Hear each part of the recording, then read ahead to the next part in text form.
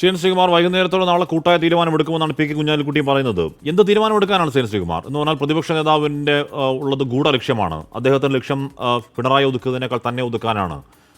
അവിടുത്തെ UDF സ്ഥാനാർത്ഥി 2 മാസം മുൻപ് വയനാട്ടിൽ CPMന്റെ സംസ്ഥാന സെക്രട്ടറിയുമായി CPM സ്വതന്ത്ര സ്ഥാനാർത്ഥിയാവാൻ ചാൻസ് ഉണ്ടോ എന്ന് നോക്കി ചർച്ച നടത്തിയ ആളാണ് എന്നൊക്കെ പറഞ്ഞ ആളുമായി ഇനി എന്ത് ചർച്ച ശ്രീകുമാർ? അല്ല, അൻവറുമായിട്ട് ചർച്ച ഇല്ലല്ലോ. ഇതിന് അൻവറിനോട് രണ്ട് കാര്യങ്ങൾ നേരത്തെ അൻവർ ചെയ്യേണ്ട. ഹാഷ്മിയിൽ സാധാരണ രാഷ്ട്രീയമല്ലേ ഉള്ളൂ.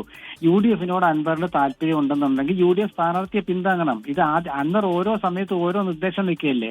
ഞാൻ പറയുന്ന ആളെ സ്ഥാനാർത്ഥിയാക്കണം, ഞാൻ പറയുന്നത് ചെയ്യണം. ഇത് UDFും കോൺഗ്രസ് എന്നൊക്കെ പറഞ്ഞ വലിയ പ്രസ്ഥാനമാണ്. അൻവറിനെ സംബന്ധിച്ചോളം നിലമ്പൂർ എന്നുള്ള ആ ഒരു മണ്ഡലത്തിലെ താല്പര്യം മാത്രമേ ഉള്ളൂ, അല്ലെ കുറച്ച് പിണറായി വിരുദ്ധത മാത്രമേ ഉള്ളൂ. അതുപോലാണോ UDFന്റെ ജനങ്ങൾക്ക് ഇപ്പോൾ ഈ ഗവൺമെന്റിനെ കുറിച്ചുള്ള വികാരം എന്താണ് അത് സ്വരൂപിക്കേണ്ടതുണ്ട്.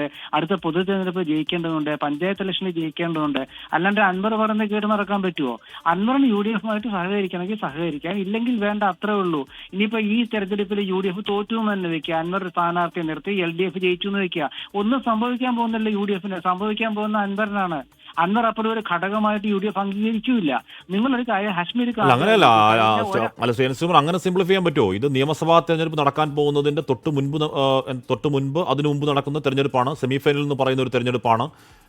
ഇതിൽ ഇതിൽ LDF സ്ഥാനാർത്ഥിയോടെ പരാജയപ്പെടുകയാണെങ്കിൽ ഇത് സംസ്ഥാന സർക്കാരിന്റെ വിലയിരുത്തലാണെന്ന് UDFന് പറയാൻ കഴിയുന്നതാണ്. LDF സ്ഥാനാർത്ഥി വിജയിക്കുകയാണെങ്കിൽ ഈ സംസ്ഥാന സർക്കാരിനെതിരെ ഒരു ജനവിരുദ്ധ വികാരമില്ല എന്ന് സർക്കാർ അവകാശപ്പെട്ട് ആ കോൺഫിഡൻസോടെ ഇപ്പോൾ തദ്ദേശ തെരഞ്ഞെടുപ്പിലേക്ക് പോകാൻ CPMന് കഴിയുന്ന തെരഞ്ഞെടുപ്പാണ്. അതുകൊണ്ട് അതിന് കേവലം ഒരു തെരഞ്ഞെടുപ്പാണ്. തോറ്റുപോയാൽ തോറ്റു. അങ്ങനെ സിംപ്ലിഫൈ ചെയ്യാൻ പറ്റുമോ ശ്രീകുമാർ? അതായത് ഈ രാഷ്ട്രീയത്തിൽ മറ്റേ ഹാഷ്മീർ കാര്യം ആലോചിക്കൂ. ഉമ്മൻചാണ്ടിയുടെ കാലത്ത് അവസാന ഘട്ടത്തിലാണ് അരുവിക്കര തെരഞ്ഞെടുപ്പ് നടന്നത്. ശബരിനാഥന് 15,000 വോട്ടിലൊക്കെ എങ്ങാണ്ട് അവിടെ ജയിച്ചു. പക്ഷെ പിന്നീട് വന്ന ഇടതുമുന്നണി ഗവൺമെന്റ്. അപ്പൊ ഇത് സെമിഫൈനൽ എന്നൊക്കെ രാഷ്ട്രീയക്കാർ ചുമ്മാ പറയുന്നതാ. നമ്മളെ സംബന്ധിച്ച് എന്താ വിഷയം എന്ന് വെച്ചാൽ ഈ വിഷയത്തിൽ എന്ന് വെച്ചാൽ ഒരു വ്യക്തി ഒരു സംവിധാനത്തെ, ഒരു രാഷ്ട്രീയ സംവിധാനത്തെ വെല്ലുവിളിക്കുകയാണ്. അത് അനുവദിച്ചു കൊടുക്കാൻ പറ്റുമോ? കോൺഗ്രസിന്റെ സ്ഥാനാർത്ഥിയെ കോൺഗ്രസ് തീരുമാനിച്ചു, അത് അംഗീകരിച്ച് UDFനൊപ്പം നിൽക്കുക. ഇപ്പൊ ലീഗിന് താല്പര്യം ഉണ്ടാകും, ലീഗ് വേറെ ഏതെങ്കിലും സ്ഥാനാർത്ഥി ലീഗിന്റെ മനസ്സിൽ കാണാം. പക്ഷെ കോൺഗ്രസിനെയാണ് ഈ സ്ഥാനാർത്ഥിയെ നിശ്ചയിക്കാനുള്ള അവകാശം. അതുകൊണ്ട് കോൺഗ്രസ് തീരുമാനിച്ചു.